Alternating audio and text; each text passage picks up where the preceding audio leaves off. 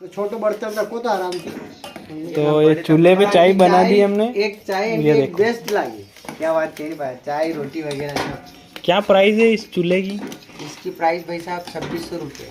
अच्छा, सब्सिडी वगैरह कुछ नहीं मिलेगी क्या? सब्सिडी वगैरह नहीं, तो घर तक पहुंचा दें, कोई बात नहीं है, उसका टैक्स अलग लगेगा। तो इसको जलाने में कोई दिक्कत तो नहीं आएगी? बिल्कुल नहीं, और बहुत इजी है, पीछे भुट्टे उट्टे भी सेक सकते देखो हो। काफी तेजी से चल रहा है ये, आग देख सकते हो। काफी कम लकड़ी में इसमें मतलब चाय बन गई। ये देखो पीछे यहाँ पे है ना, अपन भुट्टे भी सेक सकते हैं, दाल बाटी वगैरह बना दाल सकते हो। बाटी, और चाहे तो अपन मक्की के रोटी बना सकते हैं। चलो बेस्ट है। ये कम लकड़ी में देखो, थोड़ी सी लकड़ी में चाय बन गई यहाँ पे।